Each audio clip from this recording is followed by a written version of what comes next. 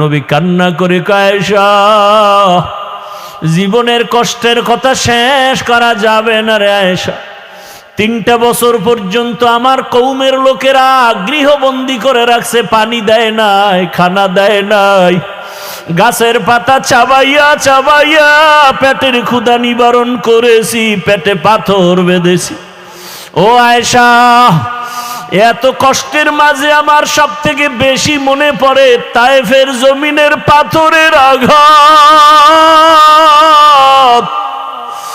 আমি যখন কালেমার দাওয়াত নিয়ে তায়েফের জমিনে চলে গেলাম, ওই তায়েফের বেঈমানেরা ছোট ছোট বাচ্চাদেরকে লেলিয়ে দিয়েছে। ওই তায়েফের ছোট ছোট বাচ্চাগুলো পাথর হাতের মধ্যে নিয়ে আমার শরীরে বসা পড়ে না, বাসি পড়ে না রে আয়েশা। ওই তায়েফের ময়দানের ছোট ছোট বাচ্চাগুলো এত জোরে জোরে পাথর মেরেছে, মনে হয় যেন পাথরের আঘাতে বৃষ্টির মতো আমার শরীর থেকে রক্ত পড়িয়া জুতা মোবারক আটকে গেছে। আমার ওই কাফেরদের বাচ্চাদের পাথরের আঘাত আমার শরীর থেকে রক্ত পড়িয়া জুতা আটকে গেছে, আমি সহ্য করতে পারি নাই। আসমান থেকে আমার আল্লাহ জিবরাইলের পাঠায় কয়, যাও যাও, আমার মায়ার নবী কান্না করলে আমি আল্লাহ সহ্য করতে পারি না। জিবরাইল আমিন আসি আমাকে বলে, নবী আপনি কাঁদিয়েন না, আমার মাওলা সহ্য করতে পারেন না, আপনি এখন অর্ডার দেন তায়েফের জমিন উল্টায়া ধ্বংস করে ফেলি। মায়ার নবী বলে, ভাই জিবরাইল ওদের মারিও না, ওরা জানে না আমি কেমন, ওরা জানে না আমি কেমন, আমি কত বড় অসহায়, আমি কত বড় ইয়তীম। এই তায়েফের মানুষ জানে না আমি যে বাবা হারা সন্তান। আমি দুনিয়াতে আসি একবারও বাবা বলে ডাক দিতে পারি নাই, বাবার আদর থেকে আমি বঞ্চিত, মায়ের আদর থেকে আমি বঞ্চিত। ও জিবরাইল এদের মারিও না। ও আয়েশা, ওই তায়েফের কথা মনে পড়লে আমি আর সহ্য করতে পারি না রে আয়েশা।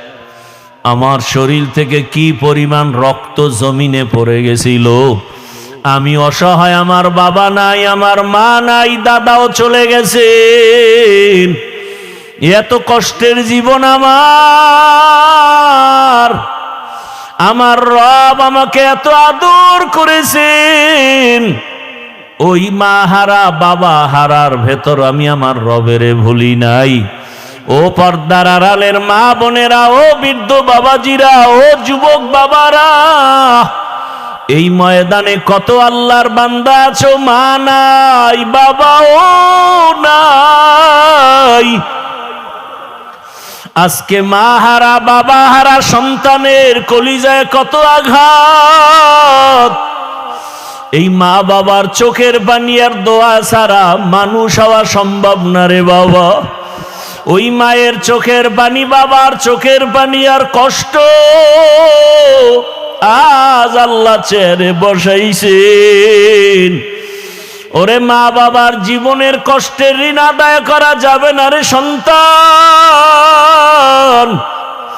আমার মায়ার নবী কাঁদেন মা হারা বাবা হারা হয়ে। ও এতিম সন্তানেরা, ওই মা বাবার চেহারাটাও কি মনে পড়ে না?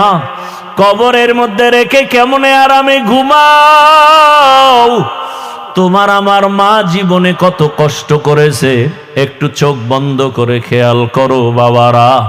ও যুবকেরা, বৃদ্ধ বাবাজিরা, পর্দার আড়ালের মা বোনেরা, ওই আমার মালিকের ভুলে গেছেন। কোন দিন যেন মালিক ডাক দেয় আর থাকা যাবে না। ওই মা বাবার জন্য চোখের পানি ছেড়ে দোয়া করেন। কত বাবা এত কষ্ট করে করে সন্তানকে বড় বানাইছেন। এক সময় বাবা চাল কিনতে পারে নাই, ডাল কিনতে পারে নাই। কত বাবার মনে চাইতো ইলিশ মাছ খাবে, কিনার মতো টাকা ছিল না। কত মায়ের অন্তর চাইতো বেদানা আঙ্গুর খাবে, কেনার টাকা ছিল না। আজকে সন্তান তোমার ঘরে মাছের অভাব নাই, ফলের অভাব নাই, কিন্তু ওই মাছ আর ফল কে খাবে? মা বাবার সাদা কাপড়ের প্যাকেট হয়ে কবরে পড়ে আছে। ওরে তুমি শীতের রাতে ঘুমাইলে মা ঘুমাইতেন না, রাতের গভীরে আসিয়া দেখতেন সন্তানটার মশারি নাই, শীতের ভেতরে গায়ে কম্বল নাই। মা বারবার কম্বল উঠায় দেয়, মশারি টানায় দেন। আজকে ওই মা বাবাকে ঠান্ডা মাটির মধ্যে রেখে যারা আরামে ঘুমাও, ওই মায়ের চেহারাটাও কি মনে পড়ে না? বাবার কথা কি মনে পড়ে না? ওই মা বাবার ঋণ আদায় কেমনে করবা? চোখের পানি ছেড়ে আল্লাহর কাছে কান্না করে দোয়া করো।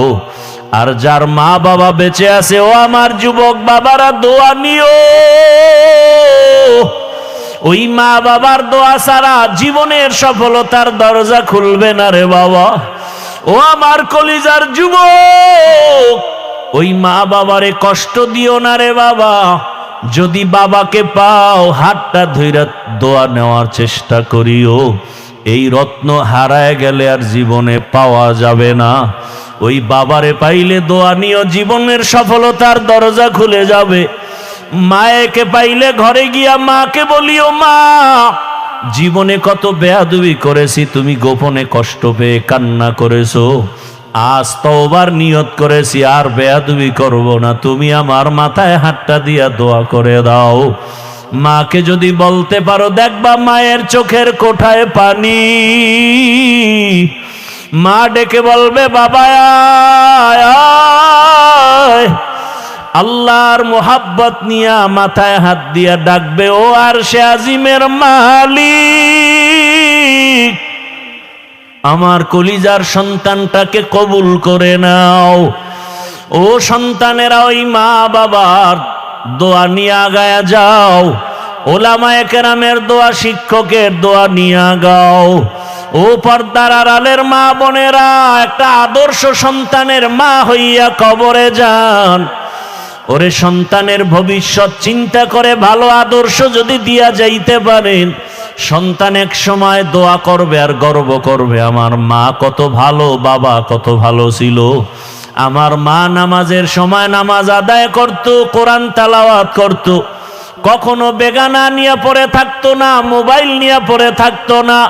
আমার বাবা কত আদর্শবান, আমার বাবা নামাজ পড়তো, আদর করত, নামাজ ছাড়তো না, বেপরদায় চলতো না, বেগানার দিকে তাকাইতো না।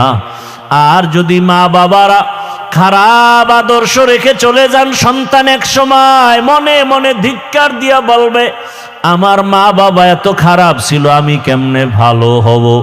আমার মা বাবা দুজন তর্ক বিতর্ক ঝগড়ায় লিপ্ত থাকতো, নামাজ নাই, রোজা নাই, তেলাওয়াত নাই, সারাটা দিন মোবাইলে গুনাহ দেখতো, বেগানার পেছনে দৌড়াতো, তেলাওয়াতের খবর নাই, আমাদেরকেও ভালো লাইনে চালায় নাই, হারামের উপার্জনের পেছনে চলে যাইতো। ধিক্কার জানাবে রে মা বাবা, এখনো সময় আছে, তওবা করেন, আল্লাহর কাছে মন খুলে দুফোঁটা চোখের পানি ছেড়ে বলেন, হে মালিক, জীবনে তো গুনাহ কম করি নাই, আজ থেকে গুনাহ করব না, নামাজ ছাড়ব না, বেপরদায় চলব না। আর যুবকেরাও তওবা করো, আর কোনদিন মা বাবার সাথে বেয়াদবি করবা না, নামাজ ছাড়বা না, দাড়ি কাটবা না, বেপরদায় চলবা না। মা বাবার দোয়া নিয়া, শিক্ষকের দোয়া নিয়া, উলামায়ে কেরামের দোয়া পরামর্শ নিয়া, রসুলের মোহাব্বত নিয়া, নবীজির আদর্শ মেনে চলবা। আল্লাহর কাছে যদি তওবার মতো তওবা করতে পারো, আমার আল্লাহ জীবনের গুনাহ মাফ করে দিবেন। ও আল্লাহ আমাদের মাফ করে দেন, তওবাওয়ালা জিন্দেগি দান করেন। গুনাহের কারণে দিলটা পাথর, চোখে পানিও নাই, কান্নাওয়ালা চক্ষু দান করেন। রহমতের নবী ঘুমায় যায়, আমার কান্নায় ঘুম ভেঙ্গে যাবে তো ভাবার না। রহমতের নবী বলেন, হে আবু বকর, নামাজের ভেতরে কেন কাঁদছেন? আবু বকর বলেন, ইয়া রাসূলুল্লাহ, হাসরের ময়দানের কথা আমার মনে পড়েছে, জন্য কান্না করেছি। জান্নাতের টিকিট হাতের মধ্যে পাওয়ার পরেও আবু বকর সারা জীবন কেন কাঁদছেন? আর আপনার আমার তো নামাজ নাই, তেলাওয়াত নাই। যেইভাবে নামাজ আল্লাহ চায় ওভাবে দিতে পারি না, না রুকু আছে না সেজদা আছে। নামাজে দাঁড়াইলে দুনিয়ার পেরেশানি অন্তরে চেপে বসে। এই নামাজ দিয়া জান্নাতে যাওয়া যাবে না। আবু বকর বলেন, ইয়া রাসূলুল্লাহ, কোরআনের একটা আয়াত পড়েছি আর কান্না করেছি। কোন আয়াত? আবু বকর বলেন, ইন্নাল্লাহা আশতারা মিনাল মুমিনিনা আনফুসাহুম ওয়া আমওয়ালাহুম বিআন্না লাহুমুল জান্নাহ। আল্লাহ এই আয়াতে বলেছেন, আমি মুমিনের জান মাল কিনে নিয়েছি, বিনিময় মুমিনের জান্নাত দিয়েছি। রহমতের নবী বলেন, এটা তো খুশির কথা, এখানে কান্নার কি আছে? আবু বকর বলেন, না,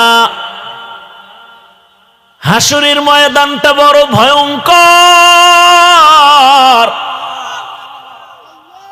সব মানুষগুলো উলঙ্গ দাঁড়াবে, নারী পুরুষ সব একসাথে উলঙ্গ দাঁড়াবে। এমন কঠিন হালাত যে একদিকে সূর্যের গরম,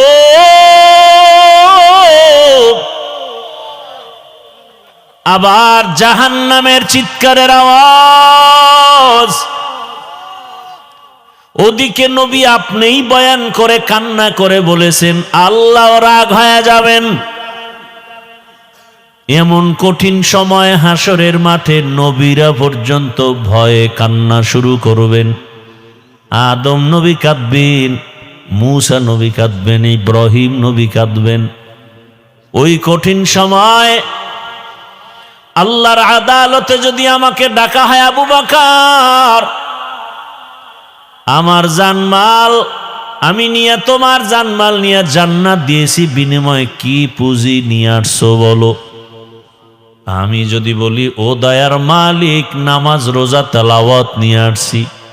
আল্লাহ যদি বলেন, যেইভাবে নামাজ চাইছি ওভাবে নামাজ পড়তে পারো নাই, যেভাবে জিকির চাইছি ওইভাবে মজা করে জিকির করতে পারো নাই, যেভাবে তেলাওয়াত চাইছি হক আদায় করে তেলাওয়াত করো নাই, আজ তোমার জান মাল নিয়ে তুমি জাহান্নামে যাও, আমার জান্নাত আমারে ফিরায়া দাও। ও রহমতের নবী, ওই দিন আমার কি উপায় হবে? হক আদায় করে নামাজও পড়তে পারলাম না, তেলাওয়াত করতে পারলাম না। আবু বকরের যদি এমন হালাত হয়, আপনার আমার কি উপায় হবে চিন্তা করা উচিত। আপনার আমার কি উপায় হবে চিন্তা করা উচিত। আল্লাহ হেদায়েত দান করুন। জীবন ভরই তো ঘুমায় কাটাইলেন, একটা রাত আল্লাহর জন্য দিছেন। আল্লাহ চাইলে পারবেন দিতে? দেখাতে পারবেন যে আল্লাহ তোমার জন্য একটা রাত ঘুমাই নাই? অন্তত এরকম কোরআনের বাগান আল্লাহওয়ালাদের মজলিসে যদি বসতে পারেন, নিয়তটাকে খালেস করে বসবেন, চোখের পানি নিয়ে বিদায় হবেন, আল্লাহ তাআলা এরকম এক প্যান্ডেল মজলিস আরশে আজিমে ফেরেশতা দ্বারা মিলায়া রাখছেন। ওখানে আমাদের গুণগান হচ্ছে আরশে আজিমে। আল্লাহ ফেরেশতাদেরকে বলতেছেন, এমদাদিয়ার ময়দানে যে মানুষ এত ঠান্ডা শীতের মধ্যে বসে আছে, টাকা চায় না, বাড়ি চায় না, গাড়ি চায় না, ফেরেশতারা আমি জানি ওরা কি চায়। ফেরেশতারা বলে আল্লাহ আপনাকে চায়, জান্নাত চায়, জাহান্নাম থেকে তারা মুক্তি চায়। আল্লাহ বলেন ফেরেশতারা সাক্ষী থাক, ওই ময়দানের সব মানুষের গুনাহগুলো আমি মাফ করে দিলাম। আতিনা ফি দারে দুনিয়া না হাসান, আতিনা ফি দারে উকবা না হাসান, ইয়া গিয়াসাল মুস্তাগীসি নাহদিনা লাফতিখারা বিল উলুমে ওয়াল গিনা।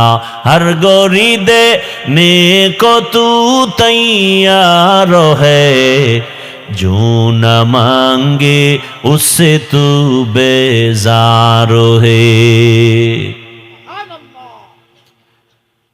সূরাটার নাম বনি ইসরাইল।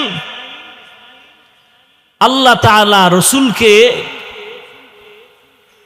গোটা দুনিয়ার মানুষকে আল্লাহ বানাবার আগেই সিদ্ধান্ত নিলেন মানুষ হবে সৃষ্টির শ্রেষ্ঠ জাতি, মানুষের মতো দামি আর কোনো প্রাণী হবে না। সিদ্ধান্ত নিয়ে আল্লাহ মানুষ সৃষ্টি করলেন, এরপরে দুনিয়াতে পাঠালেন। পাঠানোর পর এই শ্রেষ্ঠত্ব ধরে রাখার জন্য দুইটা ব্যবস্থা দিলেন, যেই দুই ব্যবস্থা ধরে রাখলে মানুষ দুনিয়াতেও বাদশা হবে, কিয়ামতেও বাদশার হালাতে জান্নাতে যাবে। দুই ব্যবস্থার এক ব্যবস্থার নাম ব্যক্তি, আল্লাহর নির্দিষ্ট করা বান্দা। দ্বিতীয় হলো আল্লাহর দেয়া কিতাব। আল্লাহ যত ব্যক্তি পাঠাইছেন মানুষকে শান্তির ঠিকানা বুঝায় দেওয়ার জন্য, এই ব্যক্তিদের মধ্যে শ্রেষ্ঠ ব্যক্তি হলেন রাহমাতুল লিল আলামিন। আর আল্লাহ যত কিতাব দিয়েছেন, এই কিতাবের মধ্যে শ্রেষ্ঠ কিতাব হলো কোরআনুল কারীম। রহমতের নবী এবং কোরআন। দুনিয়ার মধ্যে যত ব্যক্তি শ্রেষ্ঠ হলেন রহমতুল লিল আলামিন। আর দুনিয়াতে যত কিতাব আছে, শ্রেষ্ঠ কিতাব হলো কোরআনুল কারীম। আমার রহমতের নবী কোন কোন কারণে শ্রেষ্ঠ, শুধু আয়াতগুলো যদি তেলাওয়াত করি ঘন্টাকে ঘন্টা চলে যাবে। আমার নবী যে শ্রেষ্ঠত্বের আয়াত আল্লাহ দিছেন, ইন্না আতাইনাকাল কাউসার ফাসাল্লি লিরাব্বিকা ওয়ানহার ইন্না শানিআকা হুয়াল আবতার। নবীজিকে আল্লাহ কাউসার দান করেছেন, শ্রেষ্ঠত্বের একটা কারণ। নবীজিকে আল্লাহ এত মর্যাদা দান করেছেন, তার আর এক কারণ আর এক আয়াতে, ওয়ামা আরসালনাকা ইল্লা রাহমাতাল লিল আলামিন। রহমতের নবী শ্রেষ্ঠ কেন, তার আর এক কারণ, মা কানা মুহাম্মাদুন আবা আহাদিম মির রিজালিকুম ওয়ালাকিন রাসূলুল্লাহি ওয়া খাতামান নবিয়্যিন। রহমতের নবী শ্রেষ্ঠ হওয়ার আরো কারণ, ইন্না আরসালনাকা শাহিদাও ওয়া মুবাশশিরাও ওয়া নাযীরা ওয়া দাঈয়ান ইলাল্লাহি বিইজনিহি ওয়া সিরাজাম মুনীরা। রহমতের নবীর শ্রেষ্ঠ হওয়ার আরো কারণ, লাকাদ কানা লাকুম ফি রাসূলিল্লাহি উসওয়াতুন হাসানাহ। রহমতের নবী শ্রেষ্ঠ হওয়ার আরো কারণ, ওয়াদ-দুহা ওয়াল-লাইলি ইযা সাজা মা ওয়াদ্দা'আকা রাব্বুকা ওয়া মা ক্বালা ওয়ালাল আখিরাতু খায়রুল লাকা মিনাল উলা। আল্লাহ আমার নবীকে যত কারণে শ্রেষ্ঠ বানাইছেন, এর মধ্যে একটা কারণ হলো আমার তেলাওয়াতকৃত আয়াত, সুবহানাল্লাযী আসরা বিআবদিহি লাইলাম মিনাল মাসজিদিল হারাম সমষ্টি কথা হলো মেরাজ দিয়ে আল্লাহ আমার রসুলকে শ্রেষ্ঠ মর্যাদা দিয়েছেন। বর্তমান আরবি মাস রজব, এর পরের মাস শাবান, এর পরের মাস রমাজান। ধৈর্য ধরলে আমি ধারাবাহিক আলোচনা করবো, আর উঠা বসা করলে লাইন কাইটে দিয়ে দোয়া করে দিব। ধারাবাহিক আলোচনা করলে একটু সময়ের দরকার। আরবি মাস এগুলো মুমিন হিসাবে মনে রাখা ওয়াজিবে কিফায়া। আমরা আরবি মাসের নাম মনে রাখবো দূরের কথা, বাংলা মাসের নামই মনে রাখি না। যেই বাংলার জন্য জীবন দিল কত যুবক, বরং সেই দিনটাকেও স্মরণ করে ইংরেজিতে 21শে ফেব্রুয়ারি। আমরা কি তোমায় ভুলতে পারি?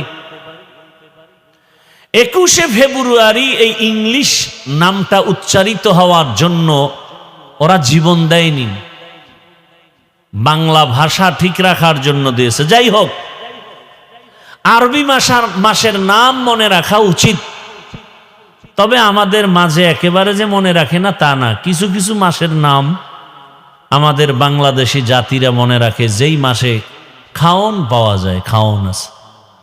যেমন শবে বরাত কোন মাসে আসবে এটা গণনা করে হিসাব করে বের করেছে, ওদিন তবারক।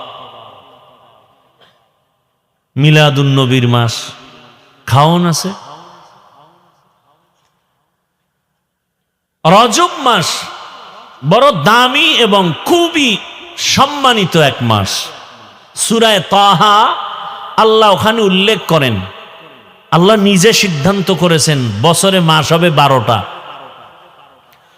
ইন্না ইদ্দাতাশ শুহুরি ইনদাল্লাহি 12 শাহরান ফি কিতাবিল্লাহ ইয়াউমা খালাকাস সামাওয়াতি ওয়াল আরদ মিনহা আরবাআতুন হুরুম যালিকাদ-দীনুল কাইয়্যিম। গণনার আকারে মাস হবে 12টা। কিয়ামত পর্যন্ত কয় মাসে এক বছর? কোন বছর 13 মাসে হবে না, 11 মাসে হবে না। কয় মাস? 12 মাস। আরবি 12 মাসের প্রথম মাস হলো মুহররম। কোন মাস? আল্লাহ বলেন এই 12 মাসের মধ্যে আমি আল্লাহ 4 মাস রাখলাম সর্বোৎকৃষ্ট সম্মানিত। এই 4 মাস হলো 12 মাসের মধ্যে বড় দামি। অন্য মাসের তুলনায় এই মাসটাও দামি, অন্য মাসও দামি, তবে একটু এটার আলাদা মর্যাদা। আল্লাহ কয় যে 4 মাস দামি, এই সিদ্ধান্তটা কবে করেছি? ইয়াউমা খালাকাস সামাওয়াতি ওয়াল আরদ, আসমান জমিন যেদিন সৃষ্টি করেছি ওদিন সিদ্ধান্ত নিছি বছরে মাস হবে 12টা, এবং এর মধ্যে 4 মাস হবে দামি। 3 মাস লাগাতার লাগানো। মুহররম হইল বছরের প্রথম মাস আরবি, এর পরের মাস এর আগের মাস না, হজের মাস, হজের আগের মাস, হজের পরের মাস। আর এই রজব মাসটা একটু আলাদা। জিকাদা, জুলহিজ্জা, মুহররম। হজের মাস হলো জিলহজ, এর পরের মাস থেকেই বছর শুরু আরবি। আর ওই হজের মাসের আগের মাস, আর এই রজব শাবানের আগে, এই 4 মাস আল্লাহ এটা লৌহে মাহফুজে লিখে ফেলেছেন কুদরতের কলম দ্বারা আসমান জমিন সৃষ্টির দিন। সেই সম্মানিত মাসের এক মাস রজব। মেরাজের কারণে এ মাসের সম্মান না, বরং মেরাজ আলাদা, এ মাস আলাদা। আমরা তো রজবে মেরাজের ঘটনা বয়ান করি, মসজিদে মসজিদে বয়ান হয়েছে 2-3 দিন আগে, জুমায় বয়ান হয়েছে।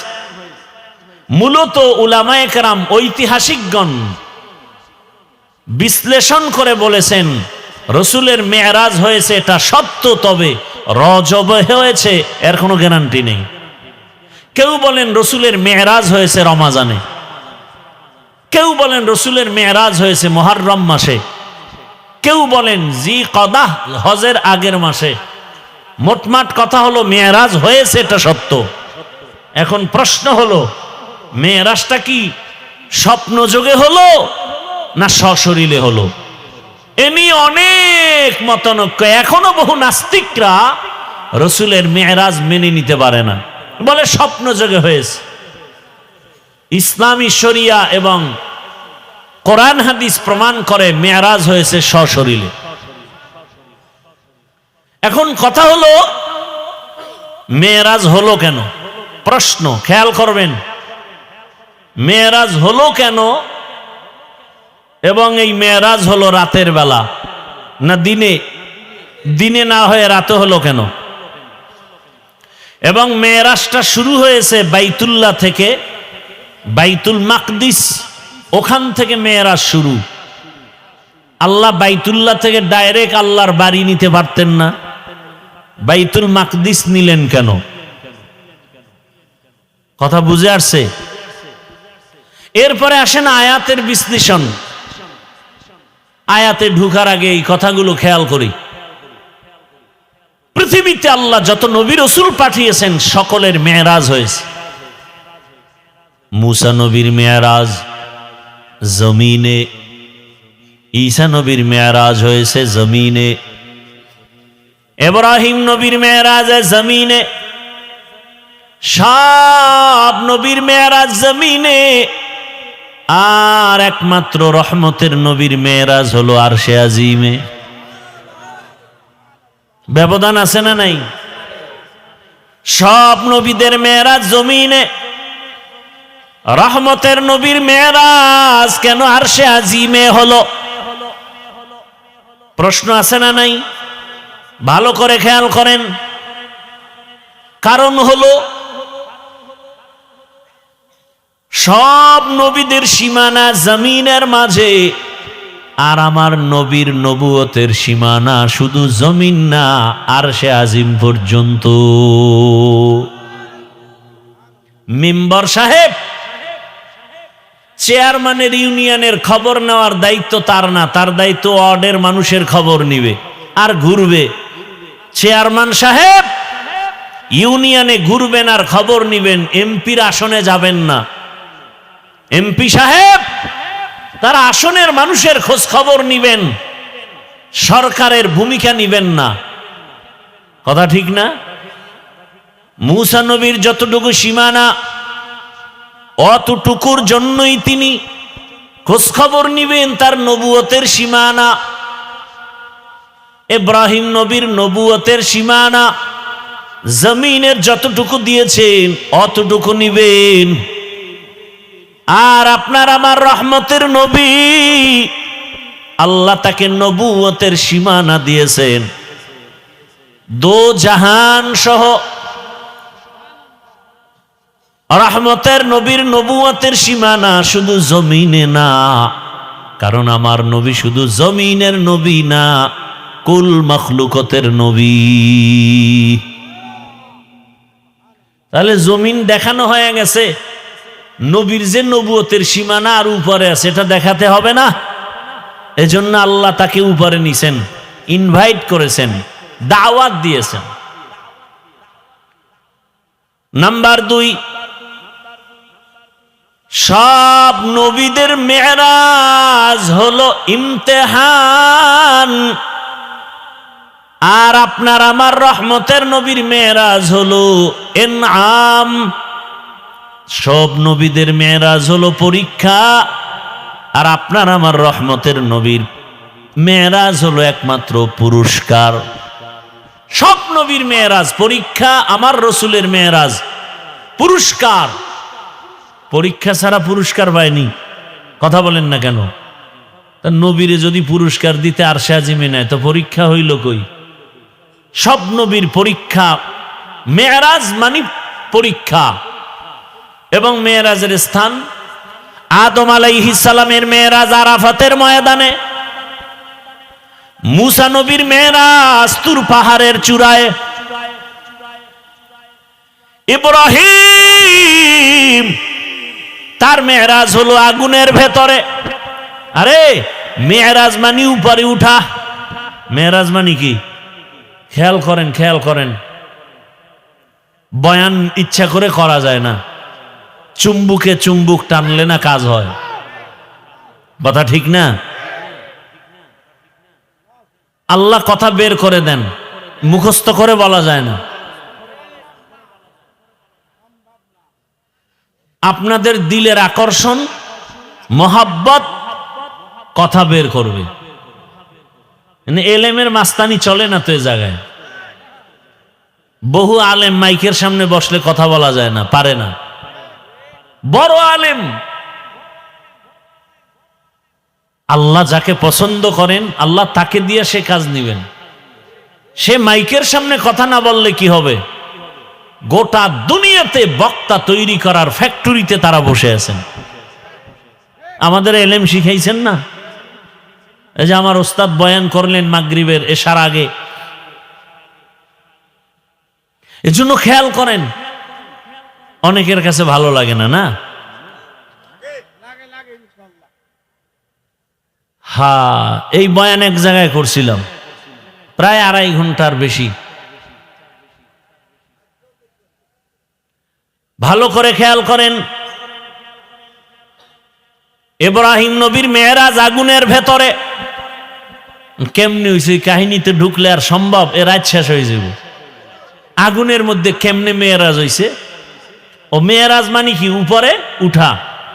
এই উপরে উঠা একটা হলো জাহেরি আর একটা হলো বাতিনি। একটা কি আর একটা কি? বাতিনি। মেরাজের মূল থিম, মূল টার্গেট রবের সাথে তাআল্লুক আর মাআল্লা তৈরি করা। খুব খেয়াল করি ভাইরা আমার,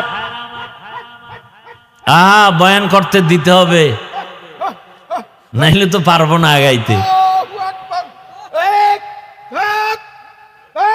খেয়াল করেন, মেরাজ, উরুজ, ঊর্ধ্বে গমন, উপরের দিকে উঠা।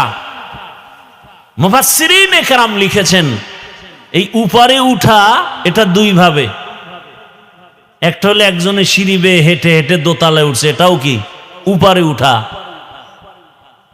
আর এই উঠা হলো মর্যাদার লাইনে উপরে উঠা, মর্যাদার লাইনে উপরে উঠা। মর্যাদা দিবেন আমার আল্লাহ, এটা একটা উপরে উঠা মর্যাদার লাইনে, এটা জাহিরি আর একটা বাতিনি। রহমতের নবী আমার দোনো লাইনেই আগায়া যাইতেছেন। একটা উপরে উঠা মর্যাদা, বেয়াদবি ক্ষমা চাই, বুঝাবার জন্য বলছি। আমি স্টেজে বসা, আপনারা কোথায় বসা? নিচে বসা। আমি যে উপরে উঠলাম এটা কি এমনেই না কোনো সম্মানের কারণে? বলেন, এটা সম্মান না অসম্মান? এটা জাহিরি না বাতিনি? জাহিরি। সম্মানের সাথে উপরে উঠা, তুলনামূলক এটা জাহিরি। আর একটা হলো বাতিনি। একই জায়গায় বসছেন আবু বকর, ওমর, ওসমান, আলী, রহমতের নবীও। দস্তারখানে খানা চলছে, একই সাথে বসা, উপরে নিচে নাই। মর্যাদা কার বেশি? কঠিন কঠিন। এটা তো বাতিনি মর্যাদা, রসুল দোনোটা পেয়েছেন। আর মুসা নবীর মর্যাদা জাহিরি ভাবে। মেরাজ কয় না, নামাজে কি হয়? মুমিনের মেরাজ নামাজ। বড় কঠিন হালাত। আল্লাহ বান্দার সাথে মেরাজে কথা বলবেন, রহমতের নবীর সাথে তো কথা হয়, কিন্তু আল্লাহ চাইতেছেন মোহাব্বত যখন বাড়তে থাকে বাড়তে থাকে বাড়তে থাকে, তখন মোহাব্বতের আশিক আর মাশুক চায় কাছাকাছি হয়ে কথা বলবেন। কাছাকাছি হয়ে কথা বলবেন। দূরে দূরে কয়দিন। মুসা নবী আল্লাহর বন্ধু, ঈসা নবী আল্লাহর বন্ধু, ইব্রাহিম আল্লাহর বন্ধু, সব নবী রাসূল আল্লাহর বন্ধু। আপনার আমার নবীও আল্লাহর বন্ধু, তবে ব্যবধান সব নবী রাসূল আমার আল্লাহ তাআলার আশিক, আর আমার আল্লাহ নিজে হলেন মুহাম্মদের আশিক। কেমন কথা, বড় কঠিন হালাত। রবের সাথে মেরাজ হবে মানে কাছে নিয়ে কথা বলবেন, গোপনে। আল্লাহর নবী মুসা দৌড়ায় তুর পাহাড়ে মালিকের সাথে কথা বলবে। কথা যত বলে মায়া তত বাড়ে, মোহাব্বত বাড়ে। মুসা নবী তুর পাহাড়ে গেলেন আগুন আনার জন্য। শুআয়ব আলাইহিস সালামের মেয়ে সফুরা, মুসা নবীর প্রথম বিবি, পেটে বাচ্চা, যাওয়ার পথে মিশরে আগুনের দরকার। তুর পাহাড়ের কিনারায় গেলেন, নির্দিষ্ট জায়গায় কদম রাখলেন। হঠাৎ করে একটা আওয়াজ, ইয়া মুসা ফাখলা'না আলাইক ইন্নাকা বিল ওয়াদিল মুকাদ্দাসি তুয়া। এই মুসা, জুতা খোল। কই কদম রাখছো, জুতা খোল। এটা তুরে সিনা, বড় পবিত্র জায়গা। মুসা নবী বলেন, মানুষে যদি আওয়াজ দিত, হয়তো ডান না হয় বাম, না হয় সামন, না হয় পিছন, কিন্তু আমার যে জুতা খোলার আওয়াজ দিল, চতুর্মুখী একটা আওয়াজ পাইলাম। আমি জিজ্ঞাসা করলাম, কে আপনি? আবার গাইবি আওয়াজ, আনা রব্বুক, আমি তোমার রব। মুসা নবী কয়, আমি যত আগাই আগুন তত পেছনে যায়। এবার কথা বলতেছি, প্রশ্ন করতেছি, জবাব পাইতেছি পর্দার আড়াল থেকে কথা। যত কথা বাড়ে মোহাব্বত বাড়ে, মোহাব্বত বাড়ে, মোহাব্বত বাড়ে। এত পরিমাণ মোহাব্বত বেড়ে গেল, কই বিবি, কই সন্তান, কই ভাই, কোনো খবর নাই। এখন তো এমন ভাবে মোহাব্বতের বন্ধনে আবদ্ধ, স্ত্রীর চিন্তা নাই, ঘরের চিন্তা নাই, ভাইয়ের চিন্তা নাই, দলের চিন্তা নাই। এখন একটাই অন্তরে, আমার রব, আমার রবের আমি কাছে পেয়ে গেলাম, কথা পাইতেছি। এখন আর বাড়ির চিন্তা নাই, কেমনে রবেরে দেখবে। হঠাৎ মায়া অন্তরে, এমন ইশক আর মোহাব্বত। মুসা নবী ডাক দিয়া কয়, রব্বি আরিনি, ও রহমতের আল্লাহ, একবার একটু আমাকে দেখা দাও। আল্লাহ বলেন, লান তারানি, ও মুসা আমারে দেখতে পারবা না। মুসা নবী বারবার বলে, রব্বি আরিনি। আল্লাহ বারবার বলেন, লান তারানি। মুসা নবী বলেন, আসো আমাকে একটু দেখা দাও। রবের নাম নাও, রবের নাম শুনি, রবের আওয়াজ শুনি, এত মজা, এত মজা। ইন্নামাল মুমিনুনা আল্লাযীনা ইযা যুকিরাল্লাহু ওয়াজিলাত কুলুবুহুম ওয়া ইযা তুলিয়াত আলাইহিম আয়াতুহু যাদাতুহুম ঈমানা ওয়া আলা রাব্বিহিম ইয়াতাওয়াক্কালুন। আল্লাহ বলেন, যারা খাঁটি ঈমানওয়ালা, এদের সামনে যখন আমার নাম বলা হবে, আল্লাহর নামের জিকির হবে, নাম উচ্চারণ হবে, তখন তাদের কলবে ঝালঝালা শুরু হয়ে যাবে, কলবের ভেতরে কম্পন। আর যখন কোরআনের তেলাওয়াত হবে, তখন তাদের ঈমান এই পরিমাণ তাজা হয়ে যাবে। ঈমান যখন তাজা হয়ে যাবে, আরে একটা মানুষের চিন্তা চেতনা এমন, আমি প্রায় সময় বলি, শামসুল হক ফরিদপুরি রহমাতুল্লাহ আলাইহি বলেন, দুনিয়াতে যত মানুষ দেখো সব পাগল। কেউ টাকার পাগল, কেউ ক্ষমতার পাগল, কেউ নারীর পাগল, কেউ বাড়ির পাগল, কেউ সৌন্দর্যের পাগল। আর এ দুনিয়াতে একদল মানুষ, এরা টাকার পাগল না, গাড়ির পাগল না, বাড়ির পাগল না, সৌন্দর্যের পাগল না। এই মানুষগুলো একমাত্র আমার মাওলার পাগল। যে টাকার পাগল সে 24টা ঘন্টাই ফিকির করে টাকা, টাকা, ডানে বামে সামনে পেছনে টাকা। যে গাড়ির পাগল সে সব সময় ফিকির গাড়ি আর গাড়ি।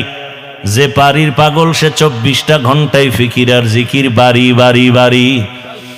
আর যেই বান্দার অন্তরে আমার মালিকের আগুন, ওই বান্দা বাড়ি চায় না, গাড়ি চায় না, ওই বান্দার অন্তরে সবসময় আগুন জ্বলে। আমার মালিক, আমার মালিকের তো এখনো চিনতে পারি নাই। আজ আমি কথা বলি, কত সুন্দর কণ্ঠের আওয়াজ। এই সুন্দর কণ্ঠ কে দিলেন? তাকে তো একবারও চিনলাম না। আমারে বাড়ির মালিক, গাড়ির মালিক, সন্তানের মালিক কে বানাইছেন? বাড়ি চিনলাম, গাড়ি চিনলাম, সন্তান চিনলাম, সব চিনলাম, কিন্তু গাড়ি যে আমাকে মালিক বানাইলেন তারে তো এখনো চিনলাম না। আল্লাহ তাআলা মোহাব্বত, বান্দাকেই তো আল্লাহ মোহাব্বতের দরজা খুলে ডাকেন। ইব্রাহিম নবীরে মেরাজ দিলেন আগুনের মধ্যে নিয়া। আগুন জ্বলতেছে কিন্তু ইব্রাহিম জ্বলে না, কারণ আমার মালিকের কুদরতের নজর পড়ে গেছে। ইউনুস আলাইহিস সালামের সাথে মেরাজ হয় মাছের পেটের মধ্যে নিয়া। ওই মাছের পেটে গিয়াও ইউনুস আমার আল্লাহকে ভুলেন না। ওই মাছের পেটের মধ্যে ইউনুস আমার আল্লাহকে ডাকতেছেন।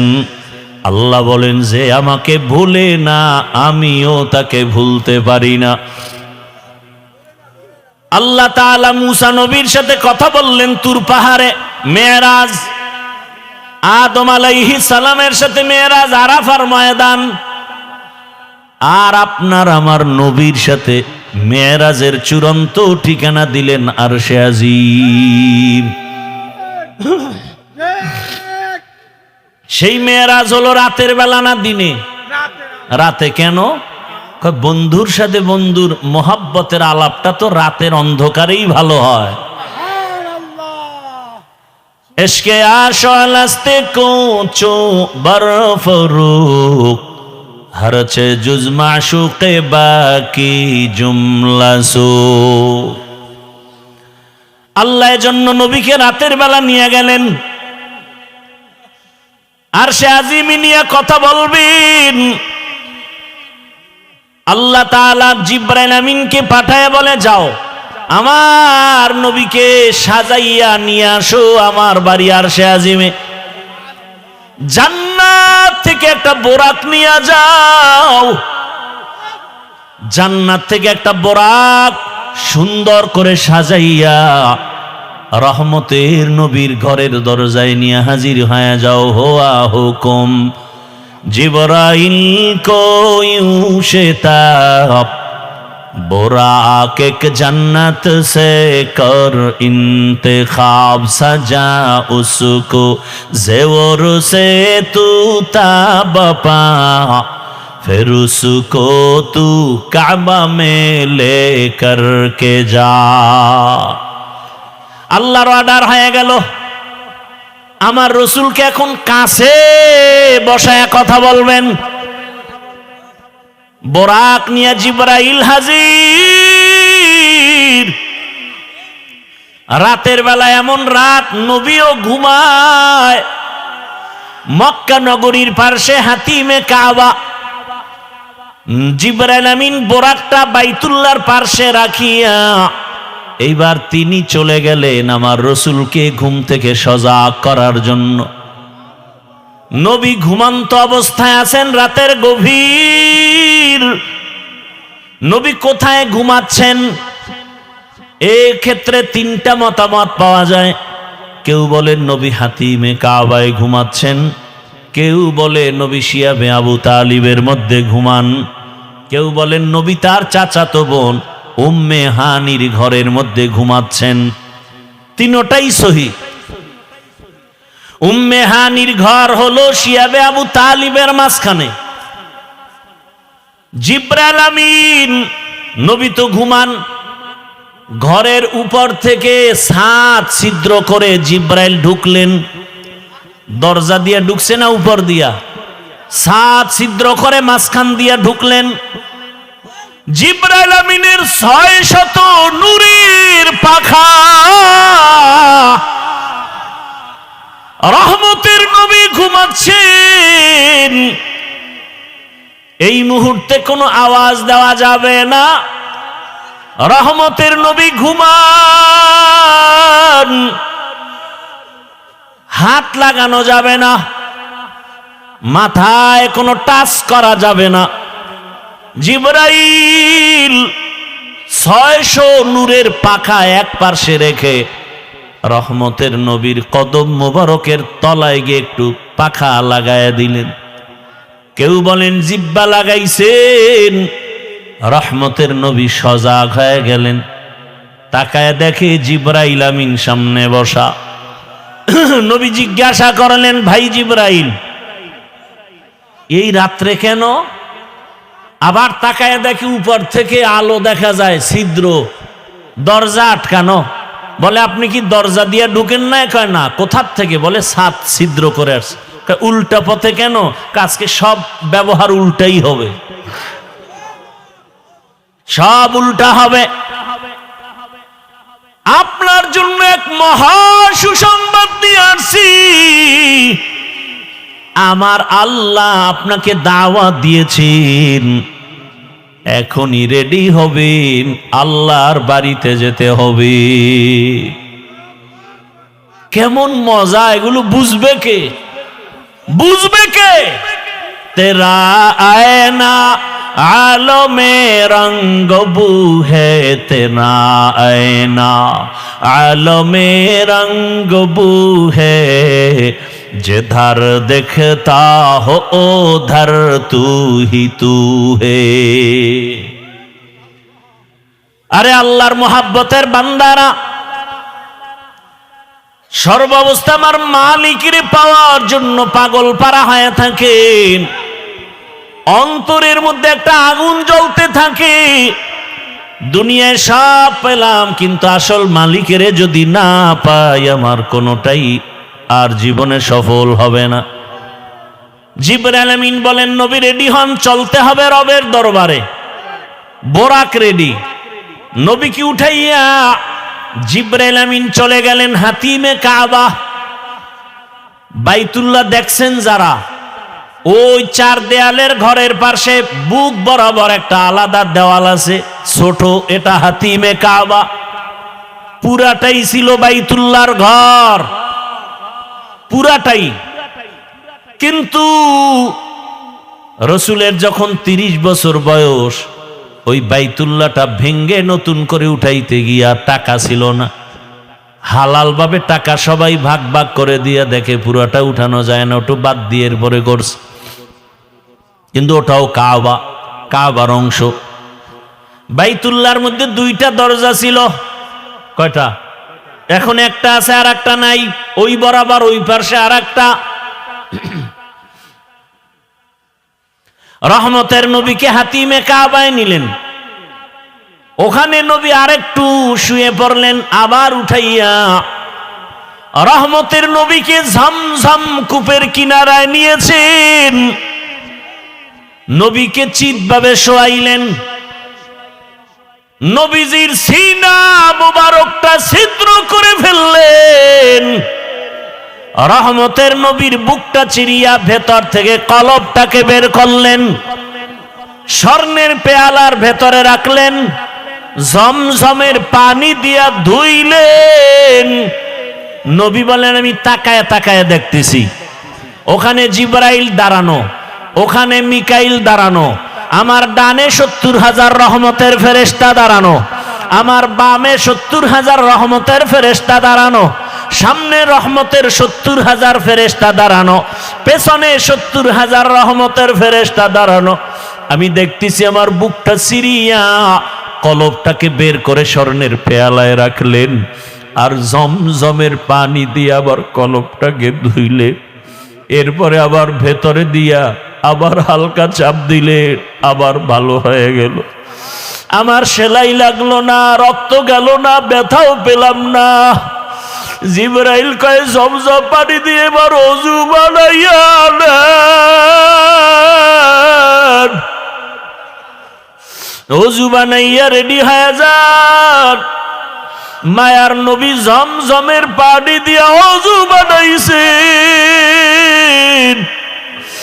ওরে মুফাসসিরিনে কেরাম বলেন জমজম পানি কাউসারের থেকেও দামি। সাহাবায়ে কেরাম প্রশ্ন করলেন, ইয়া রাসূলুল্লাহ, জমজমের কূপের থেকে crore crore million trillion billion পানি হাজিরা নিয়ে যায়, কিন্তু সেই থেকে আজ পর্যন্ত একটু পানি কমেও না বাড়েও না, এই পানিটার তলা কই? রহমতের নবী বলেন জমজম কূপের তলা হলো হাউজে কাউসারের সাথে লাগানো। জমজম কূপের পানি পান করলে এতটা লাভ। মানুষের পানি পান করলে পিপাসা নিবারণ হয়, ক্ষুধা নিবারণ হয় না। জমজম পানিটা পান করলে ক্ষুধা নিবারণ হয়, পিপাসাও নিবারণ। কেউ যদি জমজমের পানি পান করে, নবী বলেন তুমি এই দোয়া পড়ে পান করো, আল্লাহুম্মা ইন্না নাসআলুকা ইলমান নাফিআ ওয়া রিজকান ওয়াসিআ ওয়া শিফাআম মিন কুল্লি দা। জমজমের পানি পান করো, রোগের ঔষধ। বান্দা তোমার শেফা আল্লাহ দান করবেন, এত পাওয়ারওয়ালা পানি। নবী বলেন ওযু করলাম, এরপরে 2 রাকাত নামাজ আদায় করলাম।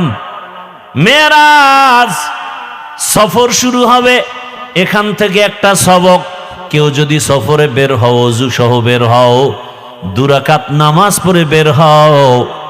নবী নামাজ কমপ্লিট করে দোয়া করলেন। এবার জিবরাইল বলেন, ইয়া রাসূলুল্লাহ, বোরাক রেডি, উঠেন। নবী উঠবে, কিন্তু বোরাক একটু বাহানা করে, উঠাইতে চায় না। জিবরাইল বলে, বোরাক এমন কেন করো, চিনো?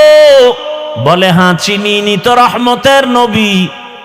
বাহানা করার একটা কারণ, নবী যদি একটু বলতেন আজ আমাকে বাহন উঠবেন, ব্যবহার করবেন, হাসরেও জান্নাতে আমাকে ব্যবহার করবেন, যদি নবী বলতেন আমি একটু খুশি হইতাম। এই কথাটা শোনার জন্য আমি বাহানা করতেছি। রহমতের নবী আমার পিঠে সওয়ার হয়ে যাবেন। রহমতের নবী উঠলেন, জিবরাইল মিকাইল চলছে। বাইতুল্লাহ থেকে বাইতুল মাকদিস যাইতে 1 মাস লাগে। নবী বলেন আমি তাকায় দেখলাম এই বোরাক একটা কদম দেওয়া মাত্র বাইতুল মাকদিসে হাজির। মসজিদ থেকে মেরাজ শুরু। এজন্যই তো বান্দা মুমিনের মেরাজ হলো নামাজ। মসজিদে গিয়া নামাজে দাঁড়াও, ওখানে ঢুকার সময় ইতিকাফের নিয়তে ঢুকো। দুনিয়াবি কালেকশন সব বন্ধ, এখন রবের সাথে সম্পর্ক, রবের দরবারে হাজির হয়ে গেছো। এজন্যই তো নামাজের মধ্যে কোনো সালাম চলে না, কথা চলে না। কেন? তখন একমাত্র কথা চলে আমার রবের সাথে। নামাজের ভেতরে রবের সাথে কথা চলবে। দুনিয়ার কানেকশন বন্ধ, ব্যবসা বন্ধ, চাকরি বন্ধ, কথা বন্ধ। কেউ সালাম দেওয়া জায়েজ নাই, দিলেও নিতে পারবে না। রহমতের নবী বলেন বের হয়ে গেলাম, মাঝখানে আরো জায়গায় জায়গায় দাঁড়াইলাম। প্রথম স্টেশন মদিনাতুল মুনাওয়ারায় নামলাম, 2 রাকাত নামাজ পড়লাম। এরপরে আবার যাইতেছি, মুসা নবীর এলাকা তুর পাহাড় দেখলাম। মুসা নবীর কবরটাও আল্লাহ দেখাইছেন। আমি মুসা নবীর কবরের দিকে তাকায় দেখি মুসা নবী কবরে নামাজ আদায় করতেছি। আল্লাহ রসুল বলছেন সব নবীরা কবরে জিন্দা। আল আম্বিয়া ওয়াহিয়াউন ফি কুবুরিহিম ইউসাল্লুন। সমস্ত নবী রসুল কবরে জিন্দা। আল্লাহ কোরআনে বলেন আমি এদেরকে খানা দেই, রিজিক দেই। এই হাদিসটা আওলাদে রসুল হুসাইন আহমদ মাদনী রসুলের রওজার পার্শ্বে ছাত্রদেরকে পড়াচ্ছেন। ছাত্ররা কয়, হযরত নবী রসুল মসজিদে কবরের মধ্যে নামাজ পড়েন, এটা কেমনে? কয় আমাকে জিজ্ঞাও কেন? যিনি হাদিস কইছেন তিনি তো রওজায় আছে, তাকে জিজ্ঞেস করো। ছাত্ররাও তো তেমন আমাদের মতো বেআমল আর বেয়াদব না। আওলাদে রসুলের সামনে ছাত্র কত দামি। সাথে সাথে ওরা মোরাকাবায় গেল। ছাত্ররা মোরাকাবায় দেখতেছেন রহমতের নবী সিজদায় পড়ে আছেন। ভাইরা আমার, বাইতুল মাকদিসে চলে গেলেন। রহমতের নবী জিবরাইল আমিন একটা খুঁটির সাথে বোরাকটাকে বাঁধলেন। ওখানে সব নবী রাসূল এসে হাজির হয়ে গেলেন। জিবরাইল আমিন আজান দিলেন। এরপরে ইকামত, ইমামতি কে করবেন? রহমতের নবীকে আল্লাহ পাক সামনে যাওয়ার হুকুম দিয়ে দিলেন। নবী ইমাম হয়ে গেলেন। প্রত্যেকটা পয়েন্টে অনেক কথা বলার সময় নাই। ওখান থেকে আল্লাহ পাক নবীকে আরশে আজিমের দিকে রওনা করায় দিবেন। বোরাক রেডি। নবী বসলেন, জিবরাইল আমিন বসলেন। এক টানে 500 বছরের পথ চলে গেল চোখের পলকে প্রথম আসমানে। প্রথম আসমানে গিয়া দেখে, নবী বলেন আমি দেখি 2টা দরজা, জমরা দিয়া কুত পাথরের দরজা। দোনো দরজার বাহির সাইডে 2টা তালা লাগানো, নূরের তৈরি তালা। জিবরাইল বলে, এই দারোয়ান গেট খোলো। ভেতর থেকে আওয়াজ আসতেছে, মান আনতা, কে আপনি? বলে আনা জিবরাইল, আমি জিবরাইল। আমাম্মাক, আপনার সাথে কে? বলে হুয়া মুহাম্মদ সাল্লাল্লাহু আলাইহি ওয়াসাল্লাম। দরজা খোলো। বলে কেন? কয় ভেতরে যাব। দারোয়ান কয় অনুমতি নিয়ে আসা হয়েছে নি? জিবরাইল বলে হ্যাঁ। দারোয়ান বলে চাবি তো আমার হাতে নাই, চাবি তো রহমতের রসুলের হাতে, চাবি তো ইসমে আজম, বিসমিল্লাহ বলবে তো তালা খুলে যাবে। নবী বললেন আমি বিসমিল্লাহ বলা মাত্র দোনোটা নূরের তালা খুলে গেল। ভেতরে ঢুকলাম। নবী বলেন প্রত্যেক আসমানে 2টা করে দরজা আছে। এক দরজা দিয়া বান্দার আমল আরশে আজিমে যায়, আর এক দরজা দিয়া আমার মাওলা বান্দার জন্য রিজিক পাঠায়।